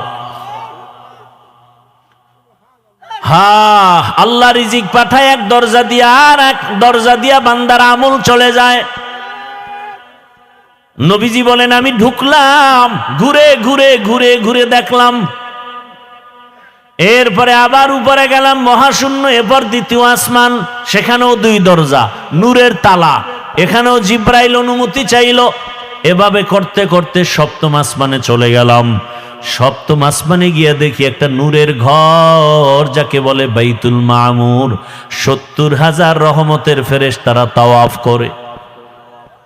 একবার যারা সুযোগ পাবে, কিয়ামতের আগে আর সুযোগ নাই। আমি ওখান থেকে আর উপরে গেলাম সিদরাতুল মুনতাহা।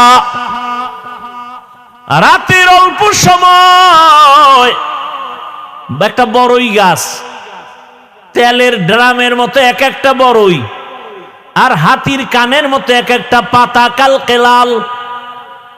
নবী বলেন ওখান থেকে এবার জিবরাইল আলাদা, আল্লাহ আলাদা বোরাক পাঠাইছেন, আর আলাদা একটা বাহন পাঠাইলেন রফরফ নামের। ওখান থেকে আবার সফর শুরু। যাইতেছি যাইতেছি, কত পানি, কত আগুনের স্তর পারায়া যাইতে যাইতে যাইতে যাইতে অনেক উপরে যাইতেছি, অনেক। হঠাৎ পানির স্তর পারাইয়া অনেক উপরে গিয়া দেখি নূরের তৈরি আরশে আজিম।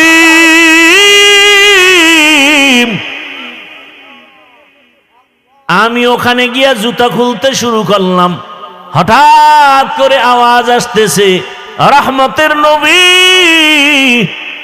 জুতা পরে ঢুকেন, আপনার জুতার ধুলি নেওয়ার জন্য আরো অপেক্ষায় আছে। রহমতের নবী ঢুকলেন, আরশে আজিম 8 জন ফেরেশতারা কাঁধে নিয়ে দাঁড়ানো, ওদের পা হলো 7 জমিনের নিচে। ওই ফেরেশতারা জানে না তাদের কাঁধে কি আছে। আরশে আজিমের উপরে হলো আমার আল্লাহর আসন, কুরসি। ওয়াসিআ কুরসিয়ুহুস সামাওয়াতি ওয়াল আরদ। রহমতের নবী ঘুরে ঘুরে দেখতেছেন আল্লাহ পাকের আসন ওই কুদরতের কুরসির চতুর্দিকে 70,000 নূরের পর্দা লাগানো। আমার নবীকে ভেতরে নিয়ে আল্লাহ কথা বলার জন্য আহ্বান করলেন। রহমতের নবীকে পর্দা একটা একটা খুলেন আর ভেতরে নেন, নূরের পর্দা খুলেন আর ভেতরে যান। কাছাকাছি আল্লাহ পাক আমার রহমতের রসুলকে নিয়া এরপরে কথা বলবেন। আল্লাহ তাআলা বলেন, নবী বলেন, আমাকে আল্লাহর পার্শ্বে নিয়া মোহাব্বতের আলোচনা শুরু করলেন। নবী বলেন কোরআনের আয়াত, ফা আওহা ইলা আবদিহি মা আওহা। আল্লাহ তাআলা বলেন, আমি রসুলকে মনের মতো কথা বললাম। এবার আসেন আয়াতের ভেতরে আল্লাহ বলছেন, সুবহান, আমি পবিত্র। আল্লাহ তো সব সময় পবিত্র। মেরাজের ঘটনা বয়ান করতে গিয়ে পবিত্র শব্দ বললেন কেন? মুফাসসিরিনে কেরাম বলেন, মানুষ অনেকে কল্পনা করে এটা কেমনে সম্ভব, কেমনে সম্ভব, কেমনে সম্ভব। আল্লাহ বলেন, তোমার সব প্রশ্ন থেকে আমি পবিত্র, আমি সুবহানের দ্বারা সম্ভব। দুনিয়ার সবাই বলে অসম্ভব, সুবহান তার দ্বারা কি সম্ভব। ঈসা নবীকে জমিন থেকে দ্বিতীয় আসমানে যদি মাওলায় নিতে পারেন, আমার রসুলকে পারবেন না? পারেন না? মুসা নবীকে আমার আল্লাহ তুর পাহাড়ে নিয়ে কথা বলায় বেহুশ করাতে পারেন। ইউনুস নবীকে মাছের পেটে নিয়ে আবার যদি ফিরায় দিতে পারেন, তাহলে আমার রসুলকে আরশে নেওয়া অসম্ভব।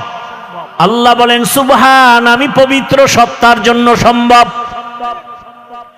বিলকিসের সিংহাসন সুলাইমান পয়গম্বরের সামনে চোখের পলকে হাজির করেছেন একজন সাধারণ মুসলমান মানুষ, কোরআন ও হাদিসের ইলমওয়ালা, আল্লাহর দেওয়া ইলমের অধিকারী, চোখের পলকে নিয়ে আসছেন।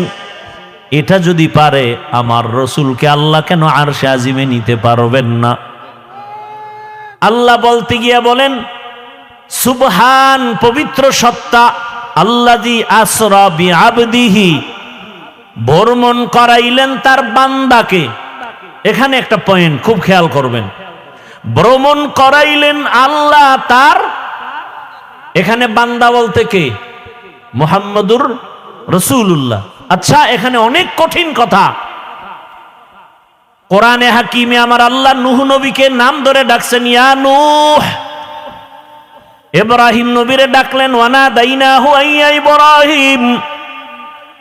মুসা নবীরে ডাকলেন, আমা তিলকা বিয়ামিনিকা ইয়া মুসা।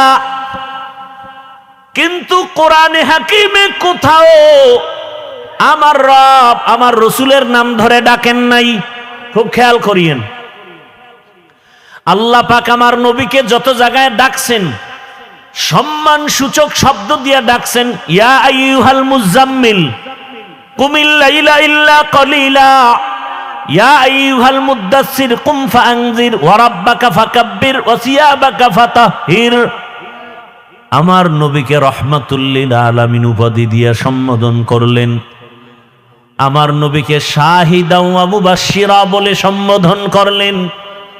আমার নবীকে সম্বোধন করলেন তাহা, ইয়াসিন, কোথাও নাম নিলেন না। কিন্তু শব্দগুলো যে আল্লাহ সম্বোধন করলেন বড় দামি। পৃথিবীর ইতিহাসে রসুলের একটা সফর হলো মেয়েরাজ, এটা বেঈমানেরা মানতে পারে না। এত বিশাল বড় একটা অলৌকিক ঘটনার ক্ষেত্রে আমার রসুলকে একটা দামি শব্দ দিয়ে সম্বোধন না করে শুধু বান্দা বললেন কেন? একটা নরমাল শব্দ। আমরাও বান্দা, ইহুদিরাও বান্দা, খ্রিস্টানেরাও বান্দা, আমার রসুলও বান্দা। বান্দা শব্দ নবীকে কেন বলা হলো? এর 4টা কারণ আছে। কয় কারণ বলবো?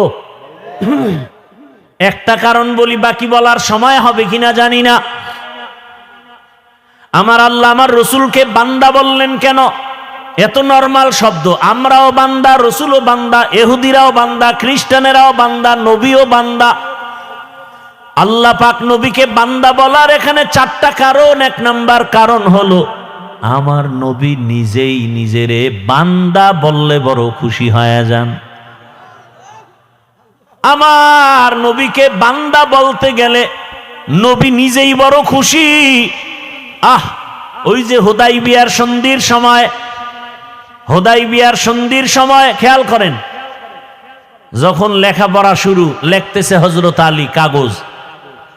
তো নবী তো লিখতেও পারেন না, দেখা পড়তেও পারেন না। এখন সন্ধির মধ্যে লেখছে মুহাম্মদ ইবনে আব্দুল্লাহ মিন রসুলিল্লাহ, আল্লাহর পক্ষ থেকে যিনি রসুল তিনি মুহাম্মদ আব্দুল্লাহর ছেলে। এখন মুশরিকরা কয়, এই রসুল লেখা হলো কেন? রসুল যদি মানি তা তার সন্ধি থাকে না। আমরা তো মুহাম্মদকে মুহাম্মদ মানি, রসুল মানি না। এখন ওমর তরবারি নিয়ে রেডি, নবী অর্ডার দিলি সাইজ করে ফেলাম। নবী কয় না, ঝগড়ায় যাইও না, চুক্তি হইতেছে, এবার রসুল নামটা কেটে দাও আলী। আলী কয় নবী আপনি কি রসুল না? বলে হ্যাঁ। ওটা কাটবো কেন? আমার কল্লা কাটতে পারি, রসুল কাটবো না। ওমরও রেডি, কাটবে না। এইবার নবী কয় তাহলে আমার কাছে দাও। নবী নিছেন চুক্তিপত্র নিয়ে, বলে রসুল শব্দটা লেখা কোথায়? আমাকে আঙ্গুল দিয়া ধরাও। নবীকে ধরায় দিছে। নবী শাহাদাত আঙ্গুলটা রেখে এভাবে একটা টান দিছেন, লেখা মুছে গেছে। নবীজি নিজের বান্দা বললে বড় খুশি হয়। কারণ আম্মা জান আয়েশা রাদিয়াল্লাহু আনহা একদিন রহমতের নবীকে জিজ্ঞাসা করেন, ইয়া রাসূলুল্লাহ, আপনি এত কষ্ট করেন, ইবাদত করেন, পা ফুলে যায়, এত পরিমাণ রসুল ইবাদতে সময় কাটান, পা ফুলে যায়। নবীজি কি বললেন জবাবে? আফালা আকুনা আবদান শাকুরা, ও আয়েশা, আমি কি আল্লাহর শুকরগুজার বান্দাদের মধ্যে অন্তর্ভুক্ত হব না? তাহলে নবী নিজেকে বান্দা বললে কি হয়? খুশি হয়। এই জন্য দেখছেন নি ওই আরশে আজিমের মধ্যেও নবীকে বান্দা বলা হলো। ফাআওহা ইলা আবদিহি মা আওহা, আল্লাহ বলেন আমার বান্দার কাছে আমি ওহী নাজিল করলাম, যা বলার বলছি, এটা আর গোপন প্রকাশ না। এবার আরো মজার কথা, নবীর জিগে আপনি যে আমার বাড়ি আসছেন, হাদিয়া নিয়ে আসা দরকার না? কি নিয়ে আসছেন? নবী বলেন আত্তাহিয়াতু লিল্লাহ ওয়াসসালাওয়াতু ওয়াত-তাইয়্যিবাত, 3টা নিয়ে আইছি হাদিয়া। আল্লাহ কয় আমিও 3টা দিলাম। আসসালামু আলাইকা আইয়ুহান নবী ওয়া রাহমাতুল্লাহি ওয়া বারাকাতুহু। নবী কয় আমি একা নিলাম না, আমার উম্মতেরও ভাগে লইলাম। উম্মতের কান্ডারি নবী,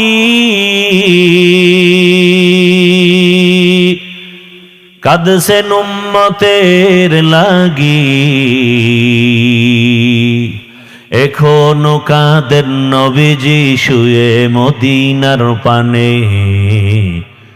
নবী বিনে কে তারাবে পুলসিরাত মিজানে, নবী বিনে কে তারাবে পুলসিরাত মিজানে।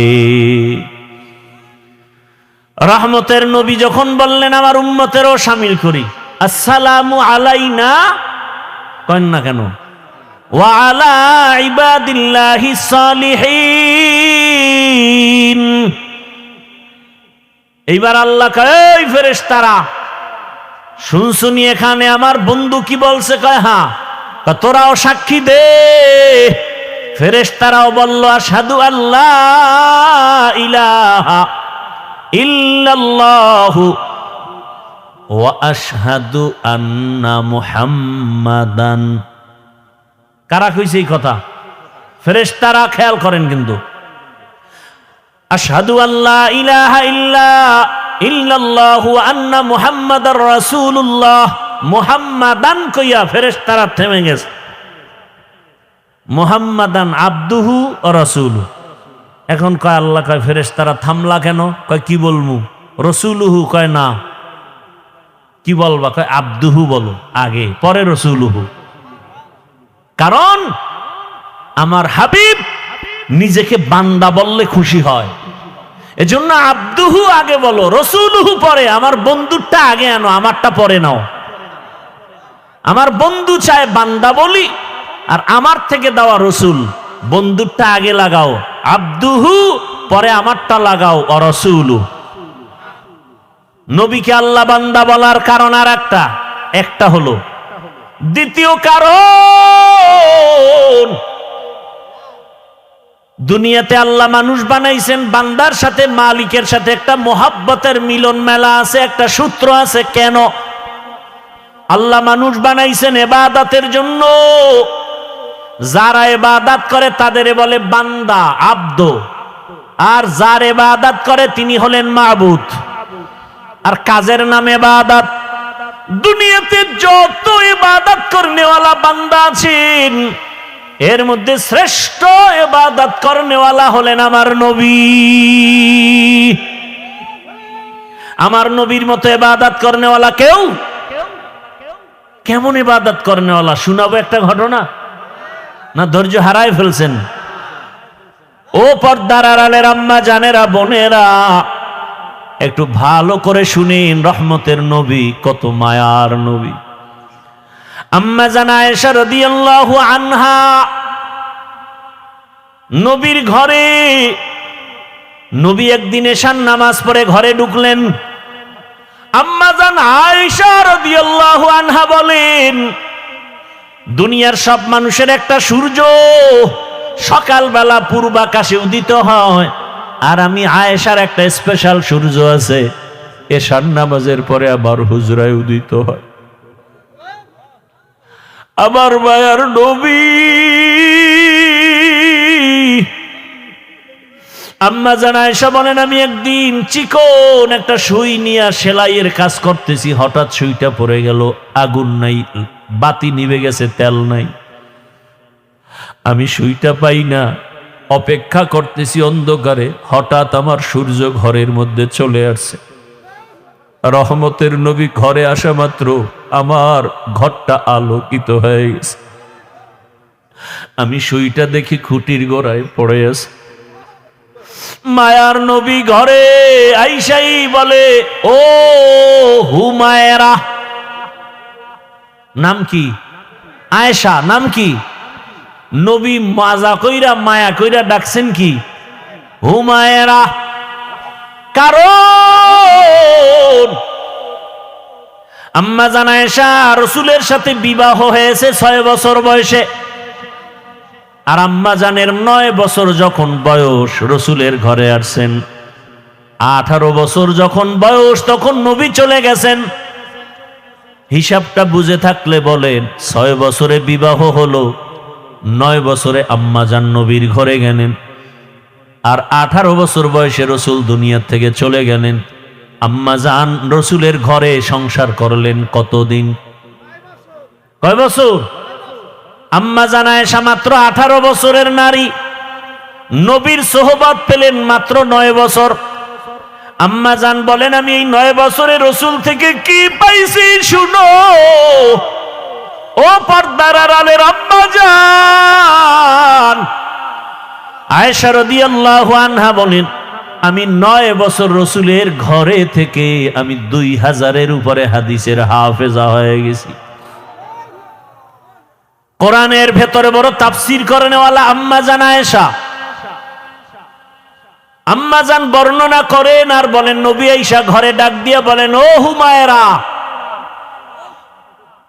আমি তো খুশি। নবী মুস্কি হাইসা কয়, আজকের রাতের জন্য আমাকে একটু ছুটি দিবেননি? আমি আয়েশা পেরেশান হয়ে গেলাম, নবী আমার কাছে ছুটি চায়। তো ভাবছি বোধহয় কোনো বিবির ঘরে যাবেন। আমি মুস্কি হাসলাম, ইয়া রাসূলুল্লাহ, আপনি কোথাও যাবেন আর আমি না বলবো, এটা কেমনে হয়? কারণ আমার আব্বা আবু বকর আপনাকে জোর করে আমাকে দেন নাই। আপনার ঘরে আমি আয়েশা আসার পেছনে আমার আল্লাহর ইশারা। ইয়া রাসূলুল্লাহ, আপনাকে সময় দিব না মানি? আম্মা জান আয়েশা বলেন, আমি ভাবতেছি নবী বোধহয় কোথাও যাবেন, কিন্তু না, আমি শুইয়া পড়লাম।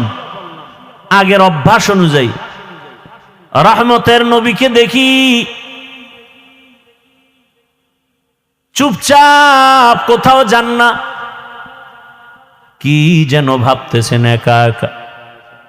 আমি শুইয়া ঘুমানের বাহানায় চুপ করে আছি, দেখি মায়ার নবী কি করেন।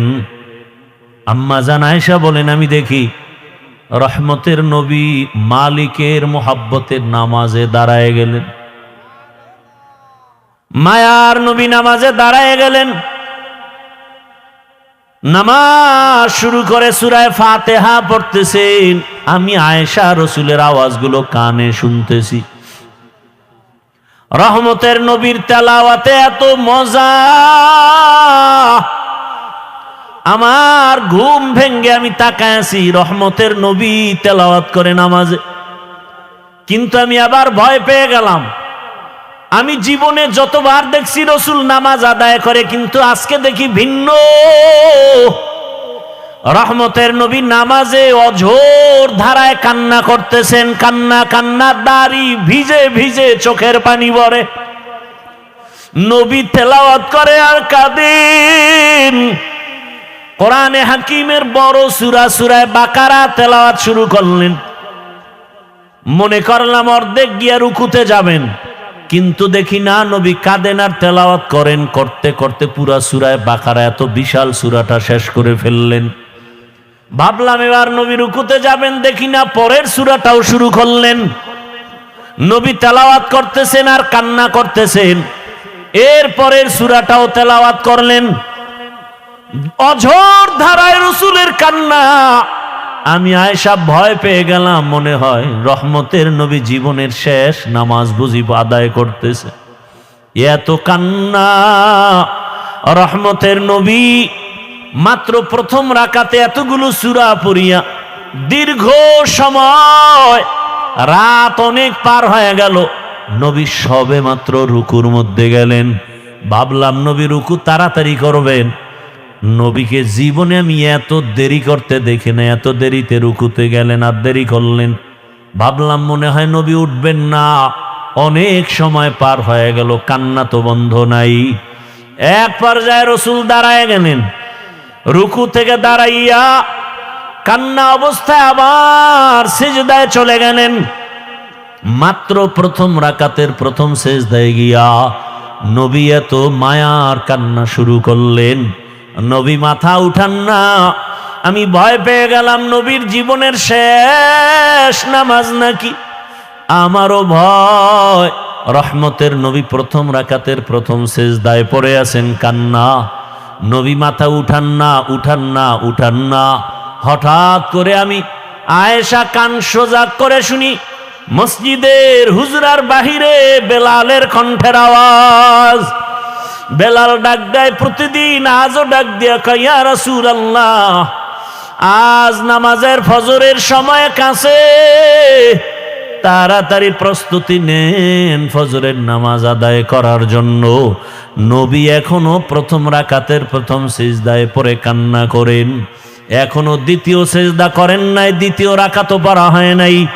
রহমতের নবীর কান্না মনে হয় পুরা ঘর নামাজের জায়গা ভিজে গেল। রহমতের নবীকে আমি জিজ্ঞাসা করি, ইয়া রাসূলুল্লাহ, আপনি এত কাঁদেন, আপনার তো কোনো গুনাহ নাই, আপনাকে প্রায় দেখি আপনি কান্না করেন। আমার নবী বলেন, আয়েশা, আমার কলিজায় কত ব্যথা তুমি জানো না রে আয়েশা। রহমতের নবী বললেন, ইয়া রাসূলুল্লাহ, আপনার জীবনে তো বহু কষ্টের কথা শুনছি, এমন কোন কষ্ট আছে নাকি যে বারবার আপনার দিলের মধ্যে আঘাত করে? মায়ার নবী কান্না করে কয়, আয়েশা, জীবনের কষ্টের কথা শেষ করা যাবে না রে আয়েশা। 3টা বছর পর্যন্ত আমার কওমের লোকেরা গৃহবন্দী করে রাখছে, পানি দেয় নাই, খানা দেয় নাই, গাছের পাতা চাবাইয়া চাবাইয়া পেটের ক্ষুধা নিবারণ করেছি, পেটে পাথর বেঁধেছি। ও আয়েশা, এত কষ্টের মাঝে আমার সব থেকে বেশি মনে পড়ে তায়েফের জমিনের পাথরের আঘাত। আমি যখন কালেমার দাওয়াত নিয়ে তায়েফের জমিনে চলে গেলাম, ওই তায়েফের বেঈমানেরা ছোট ছোট বাচ্চাদেরকে লেলিয়ে দিয়েছে। ওই তায়েফের ছোট ছোট বাচ্চাগুলো পাথর হাতের মধ্যে নিয়ে আমার শরীরে বসা পড়ে না, বাসি পড়ে না রে আয়েশা। ওই তায়েফের ময়দানের ছোট ছোট বাচ্চাগুলো এত জোরে জোরে পাথর মেরেছে, মনে হয় যেন পাথরের আঘাতে বৃষ্টির মতো আমার শরীর থেকে রক্ত পড়িয়া জুতা মোবারক আটকায় গেছে। আমার ওই কাফেরদের বাচ্চাদের পাথরের আঘাত আমার শরীর থেকে রক্ত পড়িয়া জুতা আটকায় গেছে, আমি সহ্য করতে পারি নাই। আসমান থেকে আমার আল্লাহ জিবরাইলের পাঠায় কয়, যাও যাও, আমার মায়ার নবী কান্না করলে আমি আল্লাহ সহ্য করতে পারি না। জিবরাইল আমিন আসি আমাকে বলে, নবী আপনি কাঁদিয়েন না, আমার মাওলা সহ্য করতে পারেন না, আপনি এখন অর্ডার দেন তায়েফের জমিন উল্টায়া ধ্বংস করে ফেলি। মায়ার নবী বলে, ভাই জিবরাইল ওদের মারিও না, ওরা জানে না আমি কেমন, ওরা জানে না আমি কেমন, আমি কত বড় অসহায়, আমি কত বড় ইয়তীম। এই তায়েফের মানুষ জানে না আমি যে বাবা হারা সন্তান। আমি দুনিয়াতে আসি একবারও বাবা বলে ডাক দিতে পারি নাই, বাবার আদর থেকে আমি বঞ্চিত, মায়ের আদর থেকে আমি বঞ্চিত। ও জিবরাইল এদের মারিও না। ও আয়েশা, ওই তায়েফের কথা মনে পড়লে আমি আর সহ্য করতে পারি না রে আয়েশা। আমার শরীর থেকে কি পরিমাণ রক্ত জমিনে পড়ে গেছিল, আমি অসহায়, আমার বাবা নাই, আমার মা নাই, দাদাও চলে গেছে, এত কষ্টের জীবন আমার রব আমাকে এত আদর করেছেন। ওই মা হারা বাবা হারার ভেতর আমি আমার রবেরে ভুলি নাই। ও পর্দার আড়ালের মা বোনেরা, ও বৃদ্ধ বাবাজিরা, ও যুবক বাবারা, এই ময়দানে কত আল্লাহর বান্দা আছো, মা নাই, বাবাও নাই। আজকে মা হারা বাবা হারা সন্তানের কলিজায় কত আঘাত। এই মা বাবার চোখের পানি আর দোয়া ছাড়া মানুষ হওয়া সম্ভব না রে বাবা। ওই মায়ের চোখের পানি, বাবার চোখের পানি আর কষ্ট আজ আল্লাহ চেয়ারে বসাইছেন। ওরে মা বাবার জীবনের কষ্টের ঋণ আদায় করা যাবে না রে সন্তান। আমার মায়ার নবী কাঁদেন, কাঁদেন মা হারা বাবা হারা হয়ে, ও এতিম সন্তানেরা, ওই মা বাবার চেহারাটাও কি মনে পড়ে না? কবরের মধ্যে রেখে কেমনে আরামে ঘুমাও? তোমার আমার মা জীবনে কত কষ্ট করেছে, একটু চোখ বন্ধ করে খেয়াল করো বাবারা। ও যুবকেরা, বৃদ্ধ বাবাজিরা, পর্দার আড়ালের মা বোনেরা, ওই আমার মালিকের ভুলে গেছেন। কোন দিন যেন মালিক ডাক দেয় আর থাকা যাবে না। ওই মা বাবার জন্য চোখের পানি ছেড়ে দোয়া করেন। কত বাবা এত কষ্ট করে করে সন্তানকে বড় বানাইছেন। এক সময় বাবা চাল কিনতে পারে নাই, ডাল কিনতে পারে নাই। কত বাবার মনে চাইতো ইলিশ মাছ খাবে, কিনার মতো টাকা ছিল না। কত মায়ের অন্তর চাইতো বেদানা আঙ্গুর খাবে, কেনার টাকা ছিল না। আজকে সন্তান তোমার ঘরে মাছের অভাব নাই, ফলের অভাব নাই, কিন্তু ওই মাছ আর ফল কে খাবে? মা বাবার সাদা কাপড়ের প্যাকেট হয়ে কবরে পড়ে আছে। ওরে তুমি শীতের রাতে ঘুমাইলে মা ঘুমাইতেন না, রাতের গভীরে আসিয়া দেখতেন সন্তানটার মশারি নাই, শীতের ভেতরে গায়ে কম্বল নাই। মা বারবার কম্বল উঠায় দেয়, মশারি টানায় দেন। আজকে ওই মা বাবাকে ঠান্ডা মাটির মধ্যে রেখে যারা আরামে ঘুমাও, ওই মায়ের চেহারাটাও কি মনে পড়ে না? বাবার কথা কি মনে পড়ে না? ওই মা বাবার ঋণ আদায় কেমনে করবা? চোখের পানি ছেড়ে আল্লাহর কাছে কান্না করে দোয়া করো। আর যার মা বাবা বেঁচে আছে, ও আমার যুবক বাবারা, দোয়া নিও। ওই মা বাবার দোয়া ছাড়া জীবনের সফলতার দরজা খুলবে না রে বাবা। ও আমার কলিজার যুবক, ওই মা বাবারে কষ্ট দিও না রে বাবা। যদি বাবাকে পাও, হাতটা ধইরা দোয়া নেওয়ার চেষ্টা করিও। এই রত্ন হারায় গেলে আর জীবনে পাওয়া যাবে না। ওই বাবারে পাইলে দোয়া নিও, জীবনের সফলতার দরজা খুলে যাবে। মায়েকে পাইলে ঘরে গিয়া মাকে বলিও, মা জীবনে কত বেয়াদবি করেছি, তুমি গোপনে কষ্ট পেয়ে কান্না করেছো। আজ তওবার নিয়ত করেছি, আর বেয়াদবি করব না, তুমি আমার মাথায় হাতটা দিয়া দোয়া করে দাও। মাকে যদি বলতে পারো, দেখবা মায়ের চোখের কোঠায় পানি। মা ডেকে বলবে, বাবা আয় আয়। আল্লাহর মোহাব্বত নিয়া মাথায় হাত দিয়া ডাকবে, ও আরশে আজিমের মালিক, আমার কলিজার সন্তানটাকে কবুল করে নাও। ও সন্তানেরা, ওই মা বাবার দোয়া নিয়ে আগায়া যাও। ওলামায়ে কেরামের দোয়া, শিক্ষকের দোয়া নিয়ে গাও। ও পর্দার আড়ালের মা বোনেরা, একটা আদর্শ সন্তানের মা হইয়া কবরে যান। ওরে সন্তানের ভবিষ্যৎ চিন্তা করে ভালো আদর্শ যদি দিয়া যাইতে পারেন, সন্তান এক সময় দোয়া করবে আর গর্ব করবে, আমার মা কত ভালো, বাবা কত ভালো ছিল। আমার মা নামাজের সময় নামাজ আদায় করত, কোরআন তেলাওয়াত করত, কখনো বেগানা নিয়ে পড়ে থাকতো না, মোবাইল নিয়ে পড়ে থাকতো না। আমার বাবা কত আদর্শবান, আমার বাবা নামাজ পড়তো, আদর করত, নামাজ ছাড়তো না, বেপরদায় চলতো না, বেগানার দিকে তাকাইতো না। আর যদি মা বাবারা খারাপ আদর্শ রেখে চলে যান, সন্তান এক সময় মনে মনে ধিক্কার দিয়া বলবে, আমার মা বাবা এত খারাপ ছিল, আমি কেমনে ভালো হব।